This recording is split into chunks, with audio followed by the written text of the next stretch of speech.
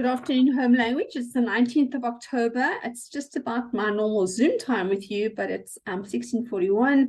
I hope you're all doing well and you are managing with all the demands on your time, with all the assignments that are due. I know it's quite a pressured time for everyone.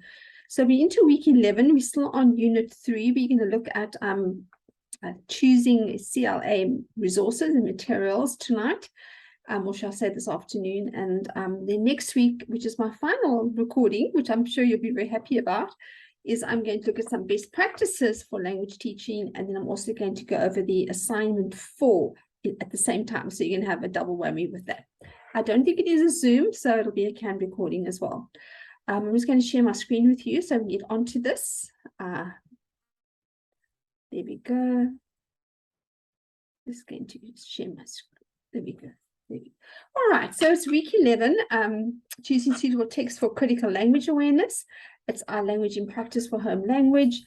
As we've kept the thoughtful, critical thinking little girl on my slides, but we're going to look at how to pick the best language resources, especially for critical language awareness, what we can use in the classroom.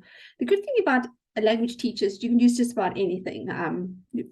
Piece of paper, a newspaper, a magazine, piece of crisp paper, packet of chips, biscuit box, anything you like, you can actually turn it into a language lesson. So it's quite exciting. First of all, just having a quick look at the spreadsheet. We're on to week 11, but week 10, let me just get this up here so I can see it. My face is covering it. Week 9 is now completed, and it seems like there's 55 of you actively working, and between 65 and 70 for SPs. Both 15 of the FETs have done week 10s, same for SPs, and that closes on the 23rd.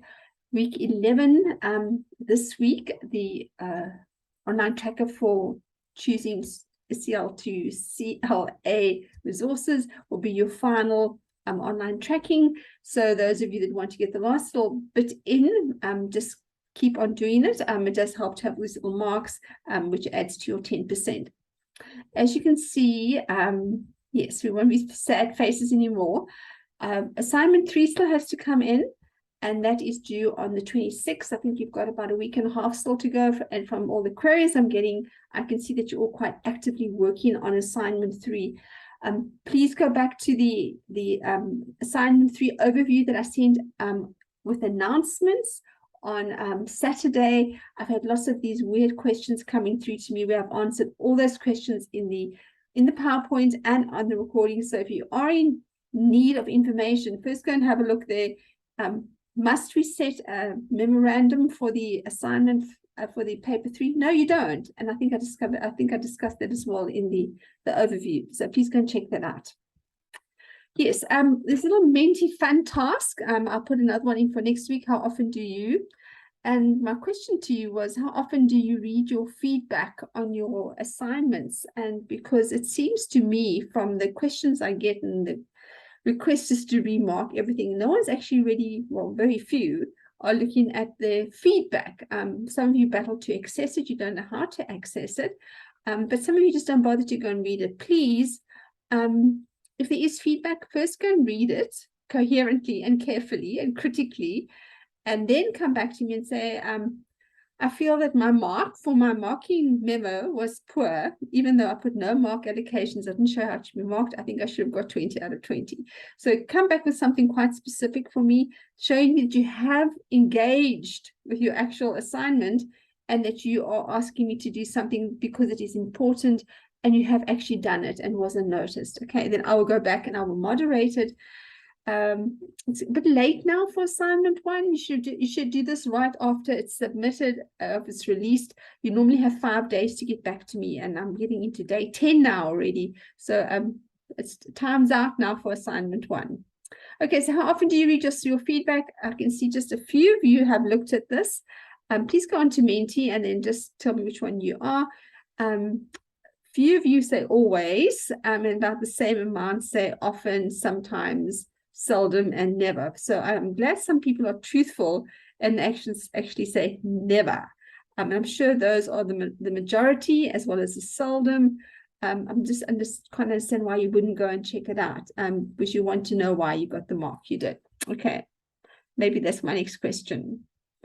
Right, so Unit 3, we've gone through applying critical language awareness. We're looking tonight at choosing suitable texts, which you can have of critical language activities on that. It's from Ferreira. You go and look in chapter 2 and chapter 15. Those page references are on Canvas. You can go and click and see that there as well. So how do we pick the best language resources is part of tonight's overview. Also, the whole thing about creating tests, setting assessments, exams, knowledge of assessments, that's all been tied up already in week 9. I think I looked at it. And we've also looked at it with assessment, with assignment 3, looking at how to set your FET or SP exam paper 1, 2, and 3. Okay. Right, so possible CLA resources, you might think, where can I find them? You might think it's impossible to find them. And I'm just going to say it's not impossible. We're cutting off the IM, so it is possible to find anything to do with CLA in anything from a cartoon to, as I said, to a chip packet. So to teach CLA using CAPS, CAPS regards the best teaching language resources are a text-based approach, that everything must be based on authentic text. You don't do anything in isolation. You use some form of a text to teach anything. You integrate your language teaching. That means you're going to look at reading, writing, speaking, and listening. It's not just looking at writing or just looking at reading. It's just not looking at speaking. We integrate our language teaching. We apply critical language awareness, so we are aware of bias. We are aware of the use of words to influence people. We are aware of othering. We are aware of using euphemisms to make things sound better. So all those things come into being critical when we look at texts. Teachers must mediate and scaffold. So our job as teachers is also to help and to provide models and scaffold learners to understand the different forms of critical language awareness or CLT practices. And there's our favorite communicative language teaching, which also says to practice the target language all the time, looking at texts that are authentic, not isolated worksheets where it's not involved with any text. So we need to be able to talk about things in the classroom. I was reading, I was moderating an essay from, I think, the second years, and they're looking at this as well in their teaching, how to include the home language and the use of code switching. And then finally, finishing off with formative and continuous assessment, which gives feedback so students know how they can improve on different things. Yes, so assessment is important, and I'm sure you all agree with that. Go to Ferreira, also chapter 2, page 18 to 22, to see what she says about assessment and these practices. So number 1, there's 6 of them. Text-based approaches. Text can take all kinds of forms. It could be written, which is a short story, a poem, or an instruction. It could be something that's oral that you can listen to, radio interview, a play, a visual. It could be a photograph or a diagram, graph. Audiovisual can be a film, a video that you are watching. It could be watching what I'm saying here as well. Also be multimodal, which is written and visual. Things like magazine, advertisements, cartoons, and so on. Or what about speech and gestures with conversations and cartoons? We can look at those multimodal type of texts as well. So CAPS actually expects teachers to use a wide range of text, not just hard copy books, so that learners can read, view, design, and write a range of different text types. So they've got experience of looking at different text types, different visuals, cartoons, advertisements, letters, formats, and so on. So they're aware of what's going on in the classroom. And this is an image to show the documentaries and films that will open access. Teachers they've got access to just about everything as well. Okay, here's a cartoon, which you could also use for critical language awareness. This was during the elections, actually last year. And he says, this time I'm voting for change. Then she said, who did you vote for last time? Then he says, same guys. Okay, so with all these kind of things, we have to look at what is the purpose? What is purpose of actually designing this advertisement, okay, this cartoon? Who was his audience? Who's the people that he's aiming this at? It's quite a critical thing to look at. What is the actual message coming through from this from this cartoon about people and their voting, the way they vote. And then consider the words and the non-verbal communication when you're actually trying to unpack a cartoon. So remember this, it's the purpose, it's the audience, it's the actual message, and we have to look at the words spoken, and we have to look at the non-verbal. So when he says the same guys, we have to look at the background, what he's walking through the voting station, and look at the way they are living, the shacks, the razor wire, the cables that are lying all over the place, the washing lines, the rats, and so on. And what's the message that's coming through? Here's another one with load shedding. This is going to be a theme that's going to come throughout this tonight's learning event, because as you know, we've all been influenced by load shedding quite a lot lately. And she comes up and she says to the person in the first frame, this time I'm voting for change. Okay, I'm going to have solar, hydro, and wind.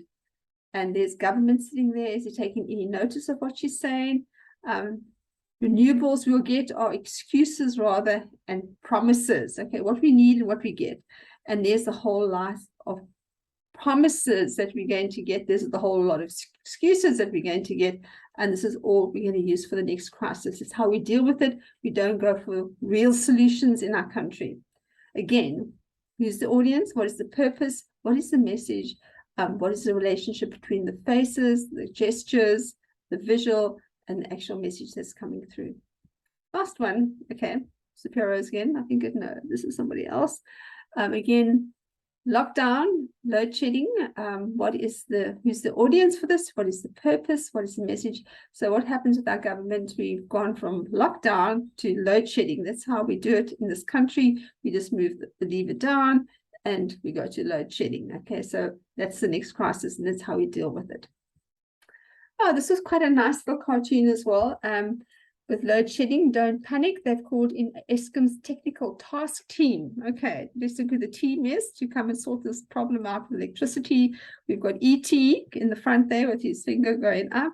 We've got one of the minions with his globe and his candle. We've got Simpson. We've got Mr. Bean with his magnifying glass and his teddy trying to sort it out. We've got 3 blind mice. And we've got the cat in the hat. All trying to sort out Eskom's load shedding stage 4 and counting. This is how funny it is in our country, how sad it is really, is how we deal with these crises in our country. Yes, this is why the load shedding is happening at this time.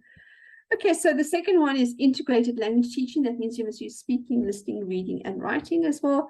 So using a text-based approach, there are different things we need to look at. We need to look at listening and speaking texts, reading and viewing. We did the first 2 LOs in semester 1, as well as reading and viewing. But this semester we've looked at writing and presenting, thinking, reasoning, words, and grammar. This was part of the LOs for this semester.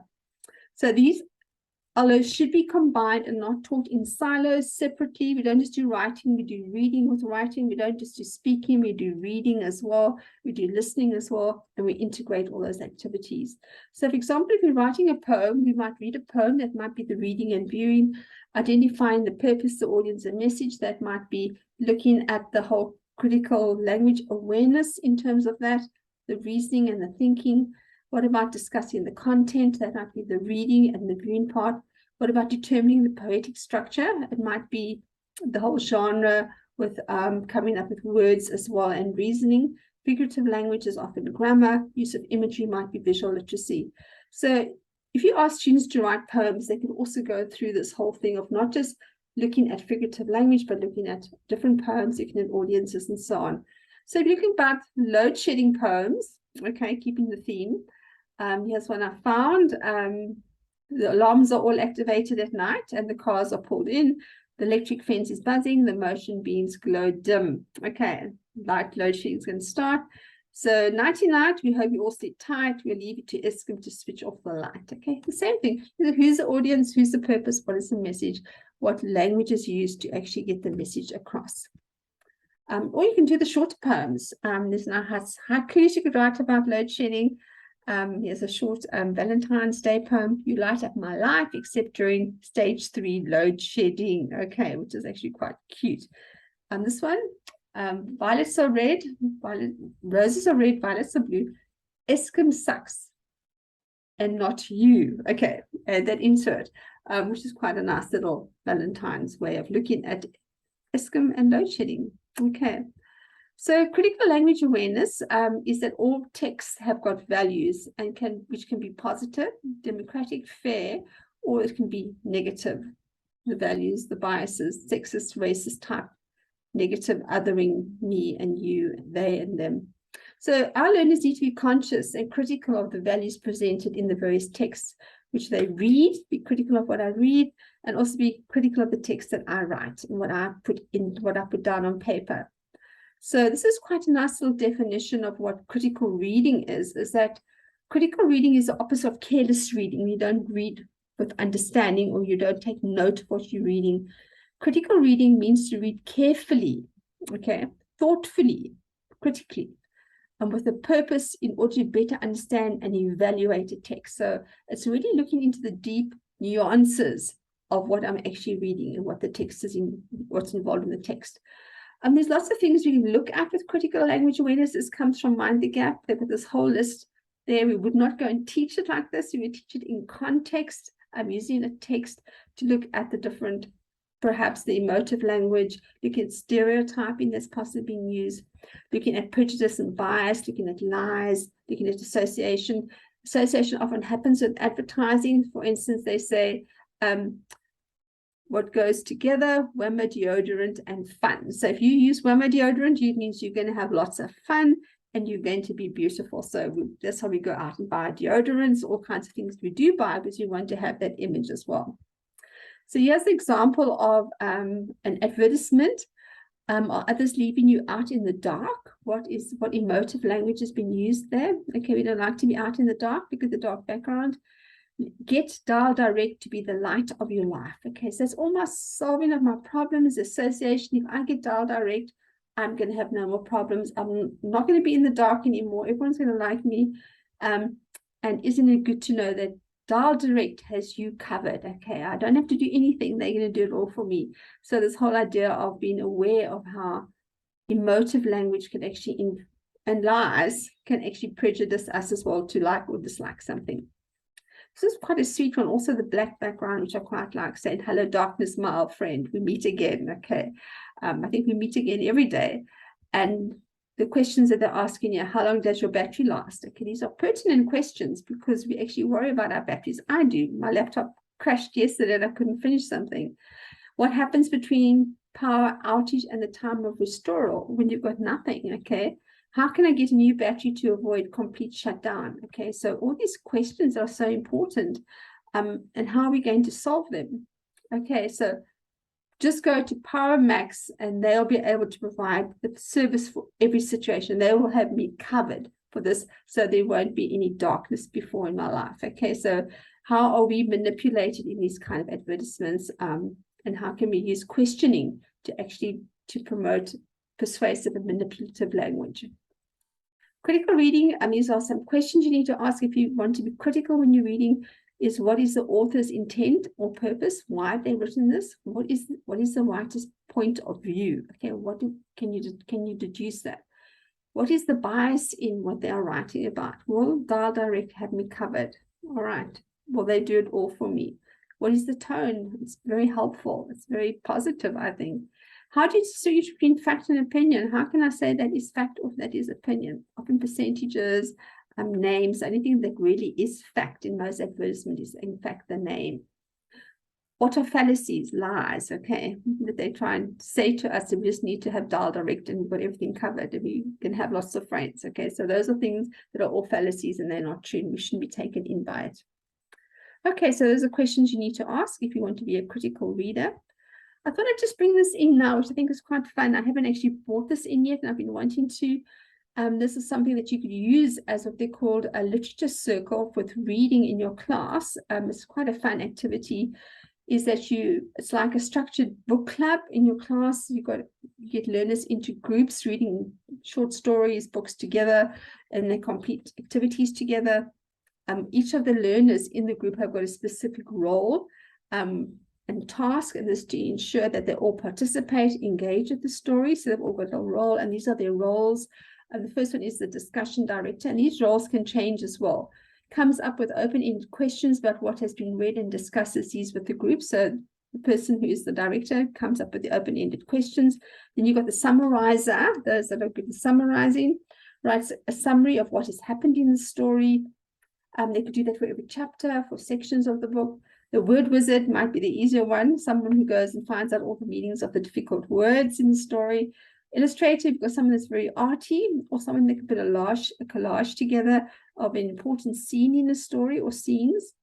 The real life connector, this is the person who connects the events in the story to things that have happened in their own lives. So this happened in the story, how does this happen in our life? What's happened now to them? And then the story connector is the person that connects the events in the story to similar events that have happened in other stories, like Little Red Riding Hood and the Three Bears. Are there any similarities there? Okay, so think about things like that. And you have worksheets that come about that you can give each one of them to work through. And I've given you the link here if you want to go and get more information about this fun exercise and use a little structured book club in your class, especially if you get into short stories. You can actually do this over a 2-week period with them working through different short stories and then reporting back to the class. It'd be one way to get through all your short stories. Okay, let's look at advertisements. This little insert also comes from Mind the Gap. It says a person who's literate can read and write. You can say if you're literate, you can read and write.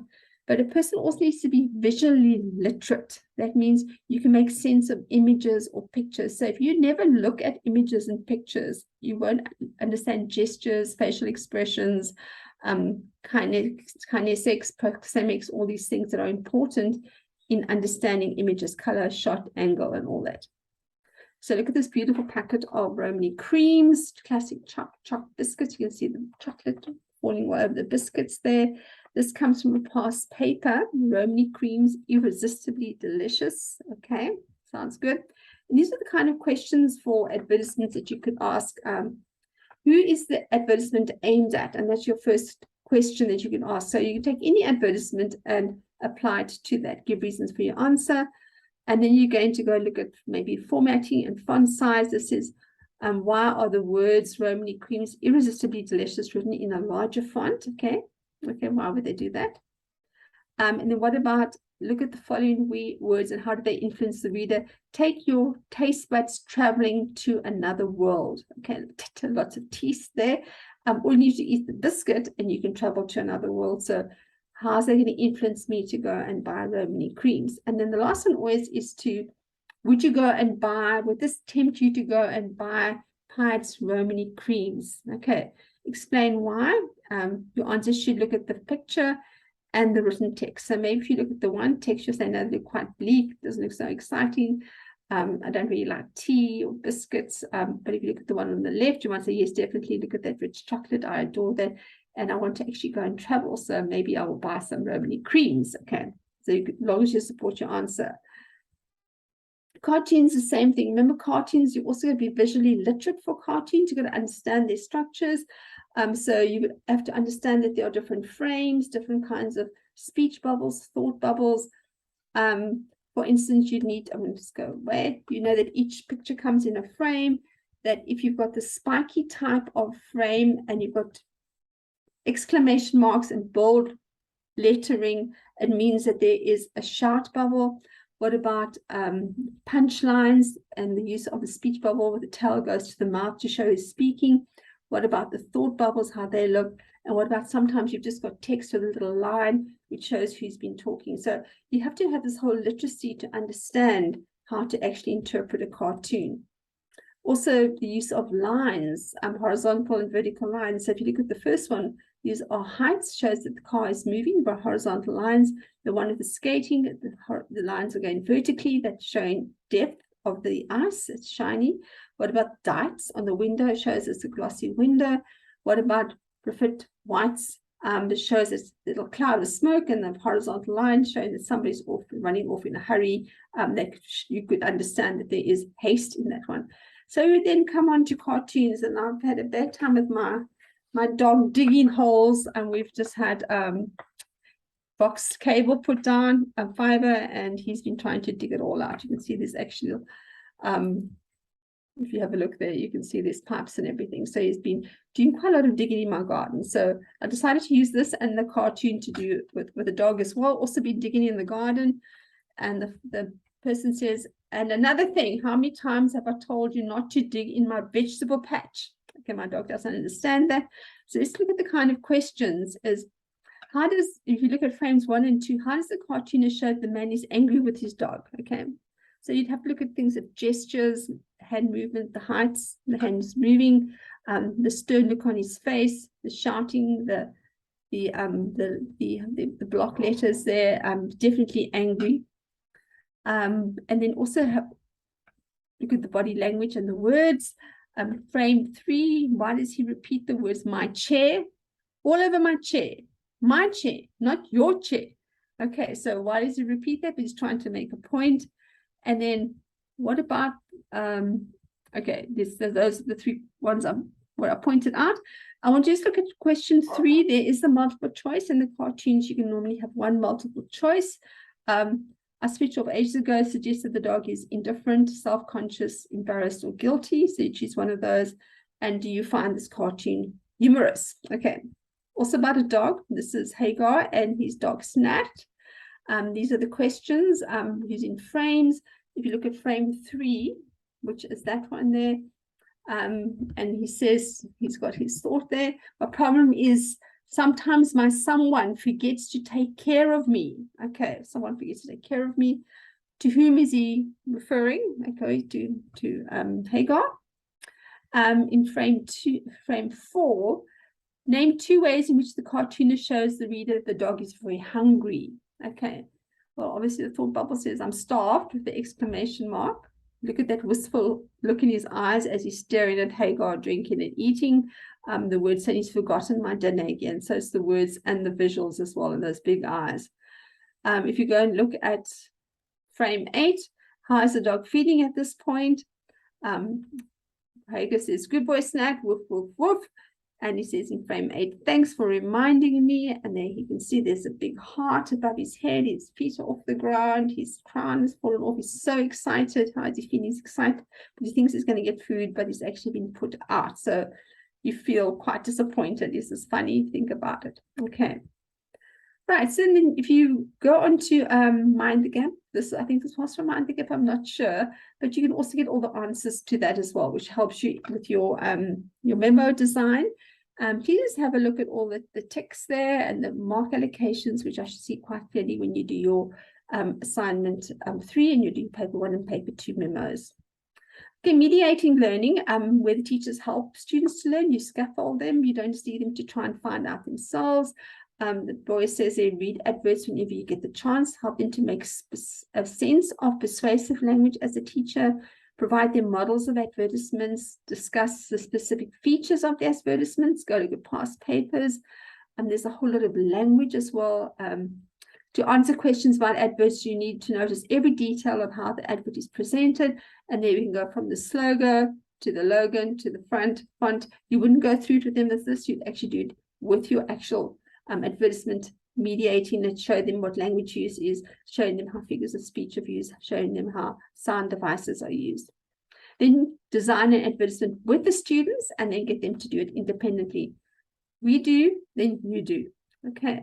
There's an example also from past paper full of omega 3 and 6 seed goodness with Flora, who's the advertisement aimed at. It's one of the questions that was going to be asked.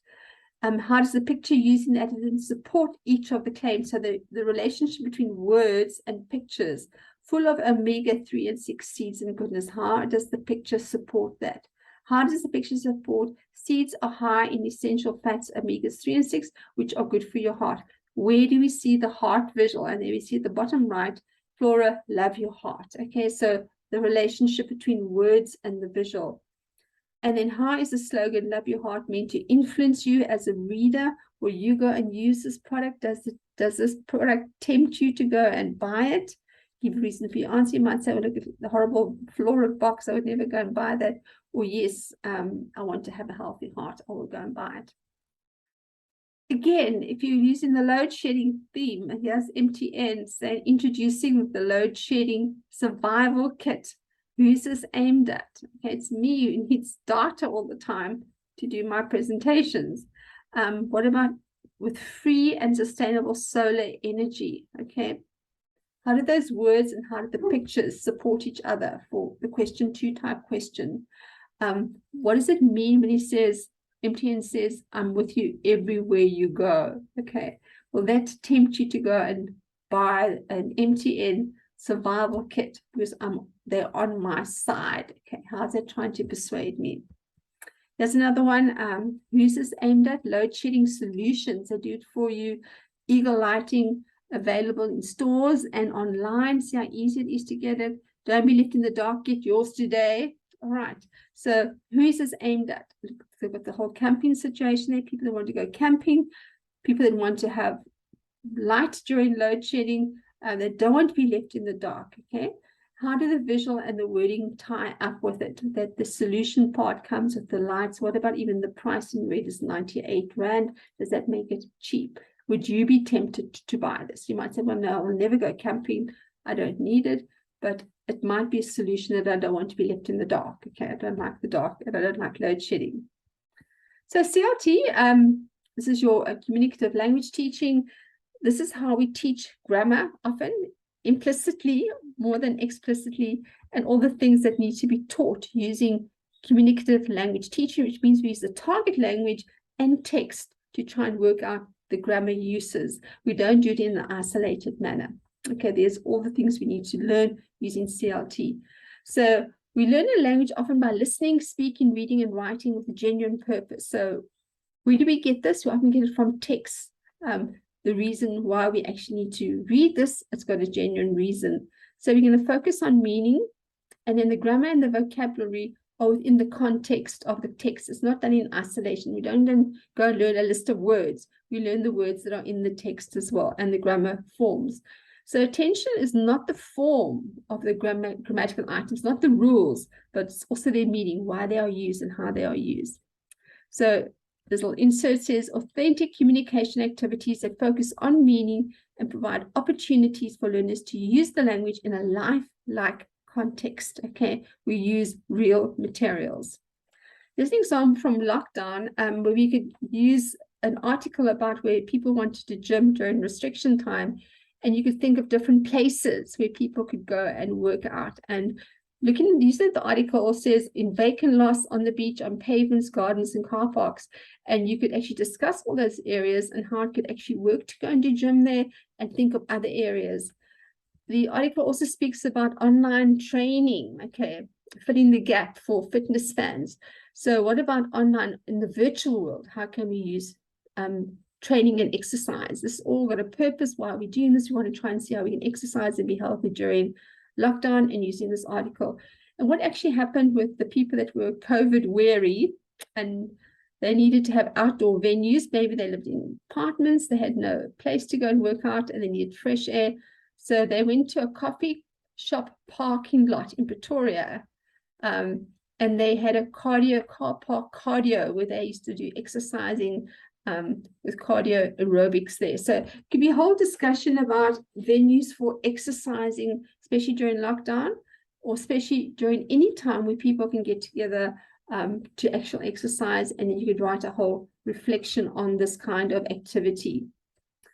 Let's go back to ESCOM, how we can look at language use. If we're looking at direct and indirect speech, for instance, we can go and have a look at the headline here, which says breakdowns of 4 generator units have forced the implementation of stage 2 load shedding, says ESCOM. Okay, so this is all direct speech. How do we change this into indirect speech? What is the effect of changing it into indirect speech? Will the meaning change at all? And to discuss that in class. Yes, another one. ESCOM announced return of stage 2 load shedding on Saturday and says the stage will continue indefinitely. They could change that into direct speech. And what is the difference? The one is ESCOM here is taking ownership of it. If you make it indirect, it becomes more passive. It means that you're trying to cover up about what's happening. The other one, you're going to change it from being more passive to being more active and more direct as well. Here's another one with lights and all that from an article. Eskom said will publish a further update on load shedding on Sunday afternoon or as soon as significant changes occur. And yeah, we can look at adjectives and nouns, go and check them out. So first of all, you can go get them to go and underline all the nouns and look at the adjectives. Some nice adjectives here, and here's one of them, significant changes, okay. Here's the other one, deliberate power cuts. Okay, also quite a nice one. Lower weekend demand as well. Look at the adjectives and the actual use of nouns. And then we've also got aiding parastatal. I think I can't see it's behind you, so I can't actually see what's there. But it's the aiding part of parastatals. So there's lovely these words, deliberate. Then you can do, is it a positive or negative adjective? Deliberate, lower, ailing, significant. These are things that we need to look at and see what the power is behind the use of those words. Okay. So assessment, finally, to progress, learners need to get feedback. And this has been trying to give you on your assessments. I hope they've helped when you've read them. This helps to communicate when there are errors, to failing to communicate. When communicating well or making errors or failing to communicate their message, we need to have an assessment. So when they fail, they need to know how to put it right. So we need to give people feedback so we know how to make it correct again. Often we can give them a checklist to see where they are succeeding and where they need to improve. Something like this, you're doing this well, you're not doing that well. So what could I do? I could say, well, you did your summary well, you did your text selection well, but you didn't do your question design well, you didn't do your memos well, your referencing was well. So you could actually give them a checklist of what they did well. Formative assessment helps learners to see how close they are getting to the goal, like maybe writing a dialogue, sitting in the exam paper, how close they are getting to it. But with feedback, which is positive and constructive, the students can be motivated to try and get it right. So a lot of you are coming back to me with questions for assignment 3. And hopefully those answers are motivating you to actually get feedback and fix up whatever you need to fix up if you do. So continuous assessment is important because it gives you feedback, which you can put into action. I hope you can put the feedback from assignment 1 into action in assignment 3. I hope so. And obviously drafting and revising before handing in really helps. So if you really want to bounce something off me, it's a good idea to get back to me and ask me about it. I've had a few people querying things with me. Okay, lots of resources you can go to for the Department of Education. These are all links that you can go and click on from the Department of Education. There's also Mind the Gap. I put the link in last week for this, which is a lovely resource as well. It tells you all about comprehensions, about what you need to put into comprehensions, what you need to put into summaries and how you write summaries. But what about language structures and conventions? All of them there, activity 4, 5, cartoon, activity 6, 7, and 8, language, tenses, or lots of things to go and check out to get excited about different ideas. Okay, also the way it's actually set, nice to have instructions. Somebody asked me, should you have instructions for paper 3 or paper 1 or paper 2? Yes, you must. It gives person clarity on what is actually going to happen in that paper. There you can see section A, B, and C, comprehension 30, summary 10, language and context 30. It's quite clear for the learners to go and see how they should actually answer the paper. There's another one. What's in question 3? What's in question 2? What's in question 1? Etc. etc. So have a look at those. Right. Remember to read the exam instructions carefully. Yes, they are there to help you. It also helps the markers to mark your work. So is it impossible? No, nothing's impossible when you teach language. Everything is there for you. You just have to use it effectively. So what's next? Yes, we are concerned. Okay, we are worried. We are upset. We are frustrated. We are irritated. Okay, about marks and all that. So you do voice that to me as well. So so what do you think? What grade do you think it is worth? I might ask you your self-assessment. Do you think you got a good mark? All of you think you should have got 100%, and you only got 60%, or you thought you should have got 70% and you got 80%, so you're also upset, I think. So all those things come in. What do you really think it's worth? Please go and read your feedback so you can evaluate yourself effectively and objectively.